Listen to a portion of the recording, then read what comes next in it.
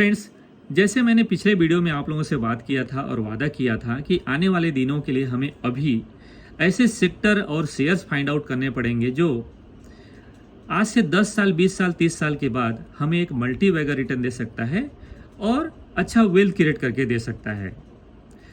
क्योंकि हमने रेफरेंस लिया है फ्रेंड्स विप्रो का, कि विप्रो ने 1976 से लेके अब तक 2024 तक अराउंड 50 ईयर्स में अपने निवेशकों को मल्टी बैगर रिटर्न दिया है।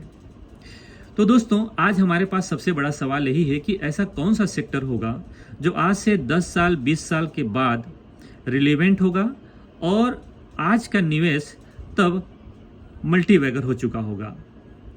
इससे पहले फ्रेंड्स, ये जानना बेहद जरूरी है कि जब विप्रो की आईपीओ आई 1975-76 के राउंड, तब कितने लोग ऐसे थे जो इंटरनेट के बारे में जानते रहे होंगे। आई थिंक आम पब्लिक तो मुझे नहीं लगता कि 2-4% से ज़्यादा लोगों को पता रहा होगा कि आईटी के सेक्टर में विप्रो एंट्री कर रहा है। और जो जानते रहे होंगे उन्हीं को कॉन्फिडेंस आया होगा, जो थोड़ा बहुत रिसर्च किए होंगे या उनको अच्छा सलाह मिला होगा, किसी कारण से अच्छे लोगों से उनकी मुलाकात हुई होगी और उनका बात सुन के लोग उस शेयर में इन्वेस्ट किए होंगे और होल्ड किए होंगे। क्योंकि 1976 में इंटरनेट बहुत प्रचलित नहीं था जैसे आज सबके पास है, सबके हैंड में मोबाइल है, सब आप मेरे वीडियोस को, लोगों के वीडियोस को आप तुरंत देख रहे हैं, सबके पास इंफॉर्मेशन अवेलेबल है। ऐसे 1970-1980 में बिल्कुल नहीं रहा। तो आपको पता है ना कि 98 में तो गूगल का ही जन्म हुआ। इस दुनिया में गूगल नहीं 1980 में आया। तो आप समझ सकते हैं कि जब गूगल आया तब लोगों को पता चला होगा, मतलब आम लोगों को पता चला होगा कि यार ऐसा भी कुछ चीज़ होता है। लेकिन इसकी बुनियाद तो 20 साल, 25 साल पहले पड़ चुका होगा। फ्रेंड्स, आज हमारे पास भी यही सवाल है कि आज से 20 साल, 30 साल के बाद ऐसा कौन सा सेक्टर होगा जो धुआंधार काम करता होगा। तो शायद अभी से ये समझ पाना बहुत मुश्किल है, फिर भी हम कोशिश कर सकते हैं। लेकिन दूसरी बात ये भी है दोस्तों कि जो आज रिलेवेंट है, आज से 10 साल बाद जो रिलेवेंट होगा, आज से 30 साल बाद जो रिलेवेंट होगा, तो क्या वहाँ इन्वेस्ट करेंगे तो हमको रिटर्न नहीं मिलेगा। हाँ, आज से 10 साल बाद आप ये सोच सकते हैं कि पेट्रोल गाड़ियाँ चलने वाले कितने होंगे, आज से 30 साल बाद पेट्रोल से चलने वाली गाड़ियाँ कितनी होंगी, ये आप एज्यूम कर सकते हैं अभी से। क्योंकि जिस तरीके से इलेक्ट्रिक मार्केट आ रही है, ठीक है, मुझे नहीं लगता कि ये जो 2 व्हीलर है, 3 व्हीलर है, शायद 4 व्हीलर में उतना धूम ना मचे इलेक्ट्रिक व्हीकल का, लेकिन 2 व्हीलर और 3 व्हीलर्स तो धूम मचाया होगा। तो पहला तो ये हो गया कि एक सेक्टर इधर आएगा, मतलब इलेक्ट्रिक व्हीकल। दूसरा ऐसा है फ्रेंड्स कि ये पूरी दुनिया की जो ज़रूरतें हैं ना, वो एनर्जी से टिका है। बिना एनर्जी कुछ नहीं है, सबको एनर्जी चाहिए। एनर्जी कई रूप के हो सकते हैं, इसमें हम एक लाइट को लेते हैं। तो बिजली सबको चाहिए। अब आपको पता है कि थर्मल पावर बहुत कॉस्टली है और प्रदूषण युक्त भी है। तो आने वाले दिनों में ग्रीन एनर्जी का एक बड़ा धूम होगा और इस सेक्टर में काम करने वाले अभी जितने कंपनियां अवेलेबल हैं, फ्यूचर में और भी कंपनियां इनसे बेटर करने वाली हो सकती हैं। तो ग्रीन एनर्जी में भी इन्वेस्ट करना हमारे लिए बेटर हो सकता है। ग्रीन एनर्जी के बहुत सारे शेयर्स अभी भी अवेलेबल है मार्केट में। मैंने बहुत सारे शेयर्स आप लोगों को सजेस्ट भी किया है, उसमें मैंने जो बताए हैं वो एक तो NHPC है जो ऑलरेडी 100% रिटर्न दे रहा है, लेकिन इसके अलावा भी बहुत सारे शेयर और हो सकते हैं। सुजलान एनर्जी भी अब थोड़ा सा ग्रोथ कर रही है, हालांकि उसने भी हमको बहुत अच्छा अभी तक रिटर्न दे चुका है, 100-150% का रिटर्न हो चुका है। लेकिन ये नहीं कह रहा हूँ कि केवल सुजलान एनर्जी चलेगा, लेकिन इसी सेक्टर में काम करने वाले अभी वारी एनर्जी आई है, एक नया IPO आया है, I think Premier Energy, right, उसकी भी लिस्टिंग 1-2 दिन में होने वाली है। तो जो एनर्जी के रूप होंगे, जैसे हाइड्रो पावर होंगे, जैसे सोलर एनर्जी के होंगे, रिलायंस भी उधर कदम रखने वाली है, जैसे फॉसिल फ्यूल के सेक्टर में काम होने वाला है या हो सकता है, जैसे न्यूक्लियर एनर्जी की तरफ काम हो सकता है, लेकिन ये थोड़ी कॉस्टली है, थोड़ा रिस्की भी है। जो सबसे बेटर हो सकता है, जो सबसे अच्छा हो सकता है, विंड एनर्जी जो सुजलान काम कर रही है, या फिर सौर एनर्जी, ठीक है। तो ये थोड़ा सेफ है और थोड़ा कम कॉस्टली है अदर देन थर्मल पावर और न्यूक्लियर पावर के, ठीक है। तो हमें ग्रीन एनर्जी की तरफ कदम बढ़ाना पड़ेगा। इधर के जो सेक्टर में काम करने वाले शेयर उनमें इन्वेस्ट करना पड़ेगा। तो मैं थोड़ा सा हिंट आपको शेयर करता हूँ। देखिए, क्योंकि सेक्टर ब्रॉड है और फ्यूचर में बहुत सारे अच्छी कंपनियां आएंगी जो आज के कंपनियों के अकॉर्डिंग या इनके तुलना ज़्यादा आपको रिटर्न दे सकते हैं। तो हो सकता है कि शेयर जो मैं बोलूँ वो गलत हो सकता है, लेकिन अभी जो हमारे पास विकल्प है तो इन शेयर्स में ही इन्वेस्ट कर सकते हैं। तो जैसे मैंने करके रखा है उसमें एक सुजलॉन एनर्जी है, वारी एनर्जी में इन्वेस्ट करके रखा है और NHPC में मैंने इन्वेस्ट करके रखा है ग्रीन एनर्जी की तरफ। रिलायंस में ऑलरेडी मेरा इन्वेस्टमेंट है, ओके। और फ्यूचर में कुछ और अच्छे जैसे प्रीमियम एनर्जी अभी लिस्ट होने वाली है उसके ऊपर भी मेरा नज़र रहेगा, मैं थोड़ा बहुत उसमें भी इन्वेस्ट करूंगा। इसी तरीके से अगर इलेक्ट्रिक व्हीकल की बात करें तो टाटा भी बहुत अच्छा काम कर रही है इलेक्ट्रिक व्हीकल्स में। मारुति थोड़ा पिछड़ा हुआ है, महिंद्रा भी थोड़ा पिछड़ा हुआ है, टाटा थोड़ा आगे है। अगर हम टू व्हीलर्स में बात करें तो TVS मोटर ऑलरेडी बहुत अच्छा मल्टीबैगर रिटर्न दे चुका है पिछले 4-5 सालों में, लेकिन रिसेंटली एक नया स्टॉक लिस्टिंग हुआ है, आपको पता है, मैं बात कर रहा हूँ ओला की। अभी लॉस मेकिंग कंपनी है, तो हो सकता है कि अभी ओला उतना अच्छा आपको ना लगे, लेकिन आप ये सोचो कि पर्टिकुलर इलेक्ट्रिक व्हीकल में काम करने वाली, मतलब डेडिकेटेड रूप से काम करने वाली एक ही कंपनी है, वो है ओला, लेकिन अभी लॉस मेकिंग है। आपको थोड़ा सा मैं एक रेफरेंस दूं समझने के लिए कि जोमेटो आई थी वो लॉस मेकिंग थी जब उसकी IPO आई रही, 130-140 के आसपास लिस्ट हुआ था, फिर आ गया था 40 रुपये में। 40 रुपया से फिर अभी गया है 260 रुपये के आसपास, हमने लिया उसको 60 रुपये में। अभी ओला इलेक्ट्रिक 77 में लिस्ट हुआ, हमने 77 में ही लिया और 157-150 के ऊपर वो ट्रेड करके वापस आ गया, 120 के आसपास ट्रेड कर रहा है। 100% रिटर्न ऑलरेडी दे चुका है। लेकिन ऐसा हो सकता है कि स्टॉक अभी एक बार नीचे आ जाए।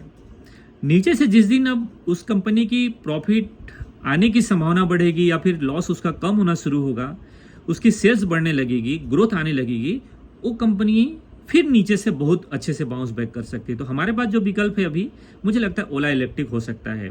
तो हो सकता है कि फ्यूचर में कोई टेस्ला जैसी कंपनी काम करे इस सेक्टर में, या हो सकता है कि ये बन जाए। तो अभी संभावनाओं पे इन्वेस्ट करना पड़ेगा। तो इस तरीके के सेक्टर्स में अभी से आप इन्वेस्टमेंट थोड़ा थोड़ा कर सकते हैं। मैं शेयर्स रिकमेंड नहीं कर पाऊंगा और मैं होता कौन हूँ रिकमेंड करने वाला, लेकिन मेरा दिमाग इधर ही चल रहा है कि फ्यूचर में एक और लॉजिक आपको शेयर करूँ, बहुत ही मज़ेदार है बात बोल रहा हूँ मैं आपको, मैंने भी कहीं पढ़ा है सुना है कि देखिए एक दिन अब समझो कि हमारे पास सन जो होता है वो लगभग 9 महीना प्रॉपर मिलता है, 9-10 महीना प्रॉपर मिलता है लाइट, सनलाइट। तो हम सोलर पावर पूरा भरपूर बना सकते हैं। तो आप सोलर पावर कितना देर बना सकते हैं? 10 घंटा दिन में। लेकिन आप सोचो 10 घंटा के बाद 14 घंटा सन कहीं और भी दिखता होगा दुनिया भर में, केवल हमारे यहाँ नहीं। तो जहां पर सन दिख रहा होगा जिस टाइम, उस टाइम वहां पर बनेगा। मान लो कि जापान में दिख रहा है, फिर US में दिख रहा है, फिर यूरोप में तो ऐसे भी कम सन दिखता है, ठीक है, या सऊदी अरब में दिख रहा है। तो जिस समय हमारे यहाँ सनलाइट है हम बिजली बनाएं, और जिसके यहाँ अंधेरा है, रात है, उसको हम सप्लाई करें। और जिस समय वहाँ अंधेरा हो, सॉरी लाइट हो, और वो बिजली बनाए, वो उस समय हमारे यहाँ रात होगा, हमको बिजली सप्लाई करे।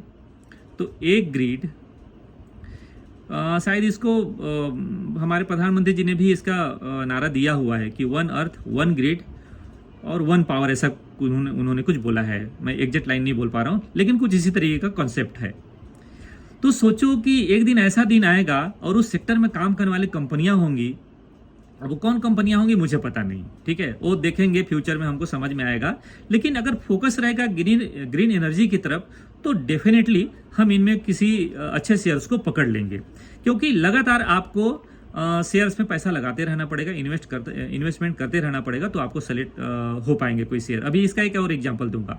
तो आप समझिए कि एक दिन ऐसा होगा कि हमारे यहाँ बिजली बन रहा है, हम US को सप्लाई कर रहे हैं, US में बिजली बन रहा है, वो हमको सप्लाई कर रहा है, जापान में बिजली बन रहा है, वो सऊदी को सप्लाई कर रहा है, सऊदी में बिजली बन रहा है, वो रूस को सप्लाई कर रहा है, चाइना में बिजली बन रहा है, वो इंडिया को सप्लाई कर रहा है। बेचना ही है ना, बेचना ही तो है ना। तो कितना, मतलब ये होगा कि मतलब इस सेक्टर में जो कंपनियां होंगी, कंपनियां काम करेंगी, वो किस गति से ग्रोथ कर सकती हैं। ये फ्यूचर है। मैं आज ये 2 साल 4 साल की बात नहीं कर रहा हूँ, ये आज से 50 साल 40 साल की मैं बात कर रहा हूँ। तो अगर आप इसको समझ पाए, इस कॉन्सेप्ट को एडॉप्ट कर पाए, तो मुझे लगता है कि इस शेयर में आप ऐसे शेयर्स में इन्वेस्टमेंट कर पाएंगे। ठीक है, तो ऐसे अभी तो कोई कंपनी शायद है ही नहीं, लेकिन अगर एक कॉन्सेप्ट आई है तो जरूर कोई ना कोई स्टार्टअप इसके ऊपर अभी विचार कर रही होगी। दूसरा एक मैं अभी कॉन्सेप्ट समझने के लिए लाइन शेयर करने वाला था। आप लोगों को पता है, अगर कितने लोग ऐसे हैं जो आर्मीज की जो भर्ती स्टार्ट होती है, पहले स्टार्ट होती थी, मैंने बहुत सारी भर्तियां भी अटेंड की हैं। तो क्या होता है वहां पर ना, चले गए, सपोज करो 100 लड़के चले गए, आर्मी में लेना है 10 लोगों को, या मान लो 500 जाते थे। हमारे जैसे लोग ना, बहुत लोग जाते थे वहां पर, 1000 2000 3000। तो उन लोग क्या करते थे कि सबको एक साथ रन करा देते थे, सबको एक साथ रन करा देते। उस रनिंग में ना कम से कम 80% लोग बाहर हो जाते थे, 20% बचे। फिर 20% का मतलब दूसरा रनिंग करा दिए, फिर उसमें से 10% बचे। इसके बाद फिर से एक रनिंग करा दिया, फिर दूसरा इवेंट करा दिए। तो जितनी उनकी जरूरत है वहीं पर उसकी पूरी हो जाती थी। फिर उसका मेडिकल टेस्ट ले लिए, फिर उसका रिटर्न टेस्ट ले लिए, फिर उसका वाइवा ले लिए और फिर सेलेक्ट कर लिए।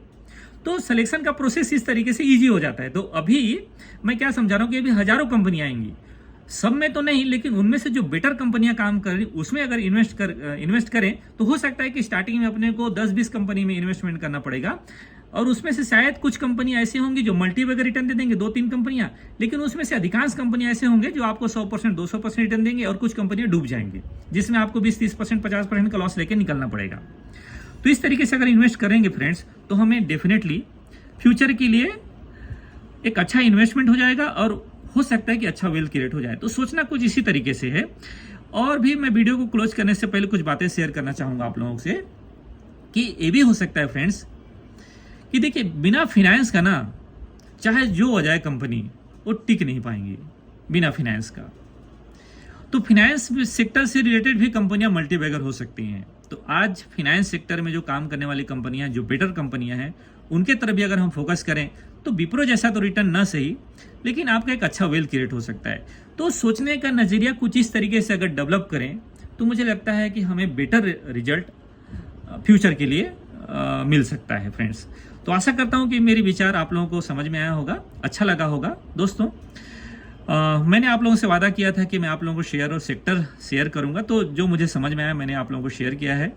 उम्मीद है कि आप लोगों को अच्छी लगी होगी, समझ में आया होगा, और एक सोचने का एक दायरा कम से कम आपको समझ आया होगा। ओके, तो दोस्तों, वीडियो कहीं पर करता हूँ वाइंड अप। आशा करता हूँ कि वीडियो अच्छा लगा है तो आप लाइक करेंगे, कमेंट करेंगे, अपने विचार साझा करिएगा, क्योंकि जब तक आप विचार साझा नहीं करेंगे मुझे समझ नहीं आएगा कि मेरी बातें अच्छी रही या खराब रही, या मुझे इसमें और कुछ नई चीज़ ऐड करना चाहिए था। आप लोग साझा करेंगे तो मुझे भी नई चीज़ें सोचने के लिए, समझने के लिए मिलेगा।